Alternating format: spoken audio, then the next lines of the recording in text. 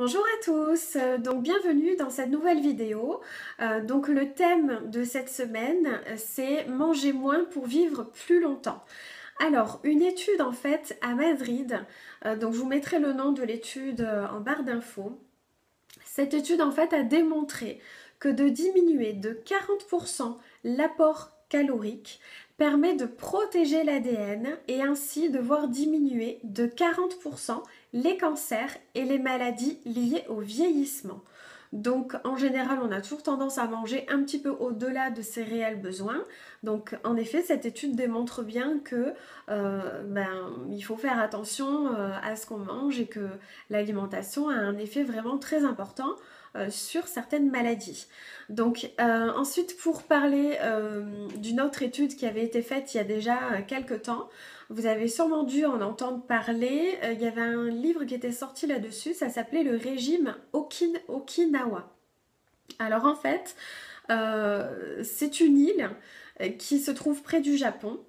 Et c'est l'île où il y a le plus de centenaires au monde en fait. En fait, il y a 2 fois plus de centenaires qu'en France. Et donc ils ont évidemment une alimentation très particulière, pas aussi industrialisée que nous en France. Et l'un de leurs secrets, c'est notamment de ne manger qu'à 80% de leur faim. C'est-à-dire qu'ils arrêtent de manger avant d'être vraiment rassasiés. Donc à 80% de leur faim. Et c'est ce qu'on devrait faire aussi. Dans l'idéal, c'est ce qu'on devrait manger. Déjà en prenant son temps, hein, évidemment, de bien mâcher, de faire que le repas dure entre 20 et 30 minutes. Et en plus de ça, donc, il faudrait sortir de table en ayant encore un petit peu faim.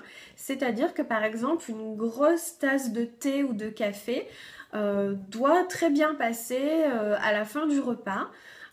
Voilà, pour vous dire à 80% de votre appétit, c'est à peu près ça, c'est l'équivalent d'un bol ou d'une grosse tasse, un mug en fait, de café ou de thé. Et du coup, en faisant comme ça, vous allez diminuer un petit peu vos apports caloriques et donc être en meilleure santé, d'après ces études, puisque cela démontre que ça préserve des cancers et des maladies liées au vieillissement.